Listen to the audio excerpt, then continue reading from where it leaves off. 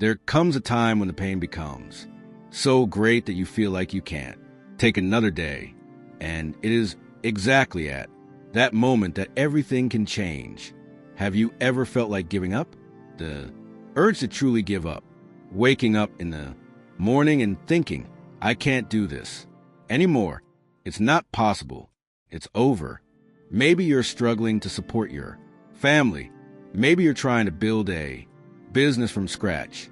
Maybe you're tired of trying and seeing no results. And then that voice in your head says, let go of this. It's not worth it. You weren't born for this. But I'm going to tell you something that could change everything for you today.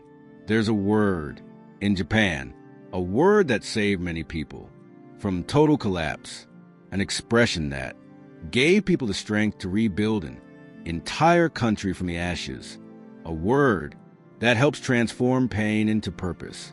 This word is Ganbaru. And before you think this is just another Japanese philosophy, wait just a second. I'm going to tell you the story of a young man, a simple guy who lived in rural Japan just after World War II. He had no money. He didn't have much food. He had no hope, but he had something that most people throw away at the first sign of trouble, and that something changed everything. Before I tell you this story, I invite you to subscribe to the channel, like this video, and comment below what's your biggest struggle right now. What's making you think about giving up? I try to read and respond to as many comments as possible and rest assured you're not alone. Thank you very much for your attention. Now let's get back to the video. Chapter 1. Kenji's Story. Japan, 1947. 2 years after the end of World War II, the country was destroyed. Literally destroyed. Entire cities turned to rubble. The economy collapsed. Millions of people died, and those who survived were starving. Many families struggled just to survive. In the midst of all this, there was a 19-year-old boy named Kenji. Kenji lived in a small village in the countryside, far from the big cities, far from any help. He lived with his mother, 2 younger brothers, and his grandmother. His father had died in the war. What now? Kenji was the man of the house. But how can you be the man of the house when you have nothing? No food, no money, no contacts. Every morning, Kenji woke up with an empty stomach and the weight of the world on his shoulders. He saw his mother trying to hide her tears. He saw his little brothers asking for food that he didn't have. And the worst part, he felt like a failure. I should be able to take care of them, he thought. But I can't. I'm weak. Kenji was disciplined. He woke up early. He worked hard in the fields. He took on extra work when the opportunity arose. But no matter how hard he tried, it wasn't enough. Reality was brutal, and hope was dying. There was a day when Kenji couldn't take it anymore. It was early morning, biting cold. He had left to look for work on a nearby farm. But when he got there, the farm owner looked at him and said, I have nothing for you, boy. I can barely pay the people who already work here. Kenji returned home empty-handed, empty-hearted. He sat on the dirt floor at the entrance to the house. He looked up at the gray sky and he cried, not the usual cry of sadness.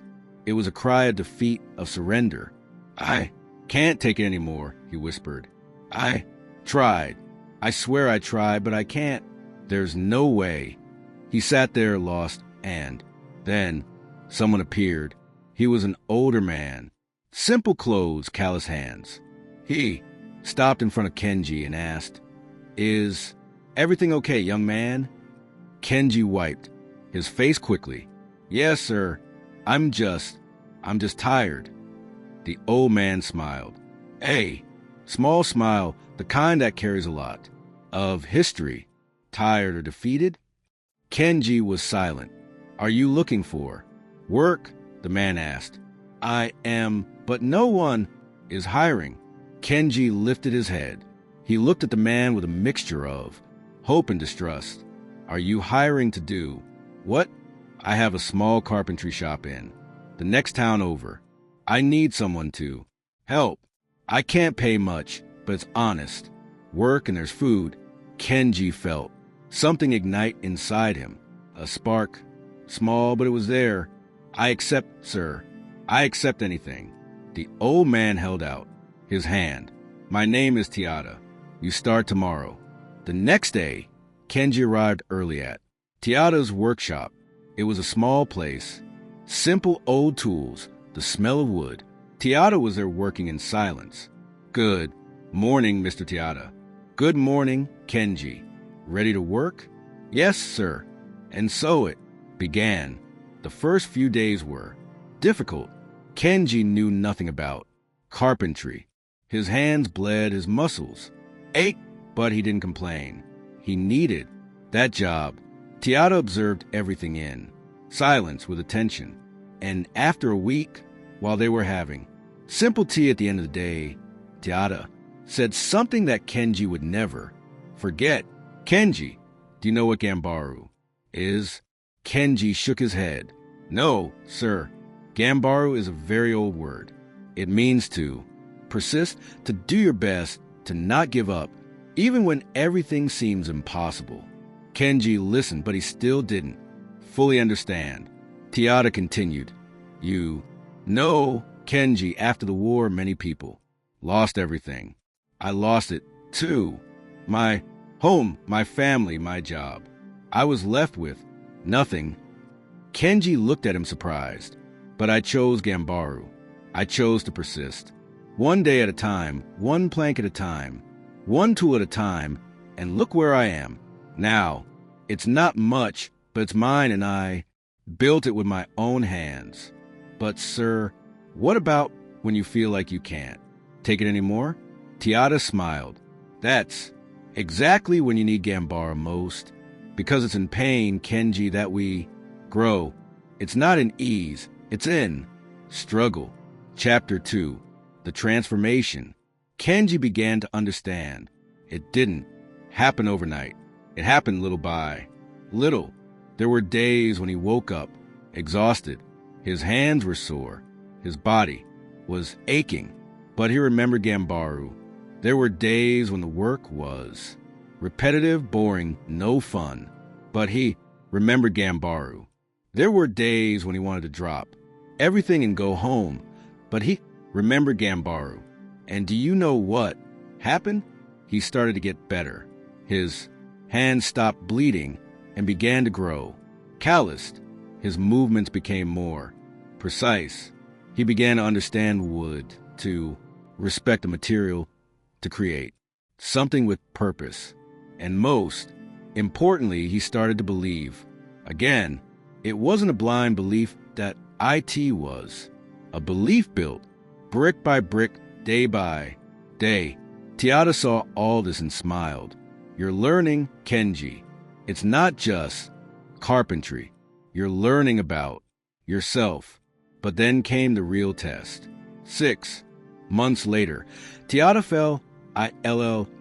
IT wasn't anything serious, but he had to rest for a few weeks.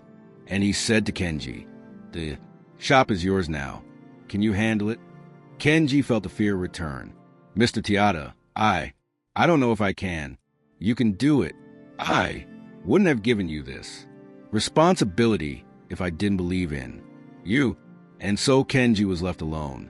Suddenly he was responsible for orders, for customers, for quality, for everything. And the pressure was enormous. He had a difficult request. An important client, a large complex table. Kenji worked days and nights. He sweated. He made mistakes. He redid them. He made mistakes again. And one morning, he looked at the half-finished table and thought, I'm not going to make it. I'm going to disappoint Mr. Tiada. I'm going to lose this client. I'm going to lose everything. He sat on the floor, head down, and then he remembered. He remembered Tiada's words. It's in pain, Kenji, that we grow. He took a deep breath. He got up and continued. Kenji finished the table. It wasn't perfect, but it was honest. It was made with care, with dedication, with Ganbaru. The customer came to pick it up. He looked at the table. He ran his hand over the wood. He tested the structure, and he smiled. This is a masterwork. Who did this? Kenji shyly said, Me, sir. You, but you're so young. Congratulations. I'll recommend your work to everyone I know. When the customer left, Kenji was left there, alone in the workshop, and for the second time in his life, he cried. But this time, it wasn't tears of defeat. It was a cry of victory. Tiada returned, recovered, and saw what Kenji had done. You did it, kid. I did it, sir. Because of you. Because of Ganbaru. Tiada placed his hand on Kenji's shoulder. It wasn't because of me. It was because of you. I just showed you the way, but you were the one who walked it. Over time, Kenji began to earn more. The workshop grew. He was able to bring home more food. He was able to provide a better life for his mother, his siblings, and his grandmother. He didn't get rich, but he didn't need to because he had achieved something much greater than money. He had gained dignity, purpose, and the certainty that no matter what came, he could face it because he had Ganbaru. Chapter 3. The Science Behind Ganbaru. Now, you might be thinking, nice story, but does this work in real life? It works, and science proves it. According to some researchers, the ability to persist in the face of adversity is directly linked to what we call a growth mindset. People with this mindset believe that their skills can be developed through effort and practice. And do you know what the result of this is? They overcome challenges that other people consider impossible.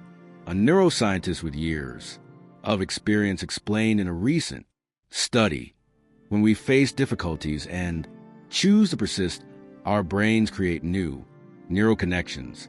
We literally become mentally stronger.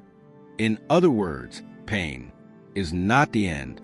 Pain is the beginning of transformation. But there is one detail. Not just any kind of persistence works. Some people persist in the wrong way. They bang their heads against the wall without changing their strategy, and then they get frustrated. Ganbaru isn't about being stubborn. It's about being resilient. It's about adapting. It's about moving forward. Yes, but with intelligence. And it's about always remembering your why. Chapter 4, your Ganbaru moment. Now I want you to think about your life. What is your struggle now? Maybe you're trying to support your family. Maybe you're building a business. Maybe you're studying for a career change. Maybe you're just trying to survive, and it's hard. I know there are days when you wake up and think, I can't take it anymore. There are days when the math just doesn't add up, when the results don't come, when no one believes in you, and you feel like giving up. But I want you to remember Kenji, a 19-year-old boy, post-war with nothing, absolutely nothing. But he didn't give up because he understood something profound. Pain is part of the process. There is no growth without pain. There is no transformation without struggle. And when you embrace that, when you stop running from the pain and start using it as fuel, everything changes. You stop being a victim and become a protagonist. Ganbaru is not about being a superhero. It's not about never feeling afraid, never feeling tired, never feeling like giving up. It's about feeling all of this and carrying on anyway. It's about waking up the next day, even when the day before was horrible. It's about taking one more step, even when your legs are shaking. It's about believing that in the end it will be worth it. And you know what? It always is. Not in the way you imagine, not in the time you want, but it's worth it because the person you become in the process is far more important than the end result. Kenji didn't become a millionaire. He didn't become famous, but he saved his family. He became a man of character. He left a legacy. And you, what legacy do? You want to leave? Do you want to be remembered as someone who gave up at the first hurdle, or as someone who, despite everything, kept fighting? And let me tell you one last thing that will make you rethink everything. Do you know how many times Kenji thought about giving up before he met Tiara? Every day. Do you know how many times he thought about giving up afterward? Also every day. The difference wasn't that the desire to give up disappeared. The difference was that he learned to carry on despite it. And that's the truth that no one tells you about success, about fulfillment, about purpose. It's not about not being afraid. It's about being afraid and acting anyway. It's not about not feeling pain. It's about feeling pain and transforming it into strength. It's not about waiting for the perfect moment. It's about making the best of the moment you have. So when you're at your limit, when everything seems impossible, when you feel like you can't, take another day. Remember Ganbaru. Remember Kenji, a simple boy who had nothing, but who had something that no one could take away from him. The choice not to give up. And that choice changed everything. Your life can change too. Not tomorrow, not next week, but it will change if you choose Ganbaru. If you choose to persist, if you choose to use pain to your advantage. Because in the end, it's not about how many times you fall. It's about how many times you get up. If this video touched you in any way, I invite you to subscribe to the channel again, because I will continue to strive to bring you valuable content. I also invite you to leave a like and comment below. Ganbaru, that's all, just that word.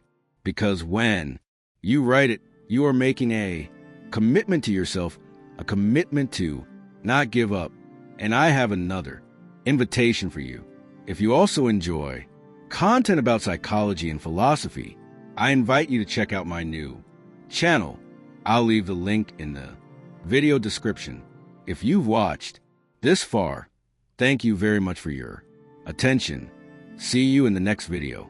And remember, your story is still being written, and it won't end with giving up.